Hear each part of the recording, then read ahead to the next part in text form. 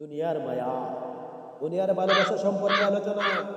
হযরতে ঈসা আলাইহিস সালাম উনি ভ্রমণে বের হয়েছে।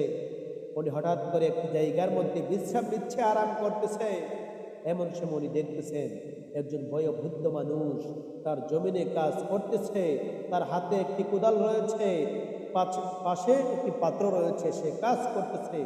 হযরতে ঈসা আলাইহিস সালাম দেখলেন তার অবস্থা, দেখে আল্লাহর দরবারে দোয়া করলেন, আল্লাহ, ও আল্লাহ, তোমার এই বান্দাটার দিল থেকে, অন্তর থেকে দুনিয়ার ভালোবাসা তুমি উঠায় নাও। যেই মাত্র ঈসা আলাইহিস সালাম আল্লাহর দরবারে দোয়া করলেন, আমার আল্লাহ পাক রব্বুল আলামিন ঈসা আলাইহিস সালামের দোয়া কবুল করে ওই বৃদ্ধ লোকের ভিতর থেকে দুনিয়ার ভালোবাসা বার করে দিয়েছেন। ওই বৃদ্ধ লোক কোদাল এবং তার পাত্র রেখে ওখানে শুয়ে গেছে, বিশ্রামের জন্য শুয়ে গেছে। জোরে জোরে কই সুবহানাল্লাহ, সুবহানাল্লাহ, সুবহানাল্লাহ। কিছুক্ষণ পর হযরত ঈসা আলাইহিস সালাম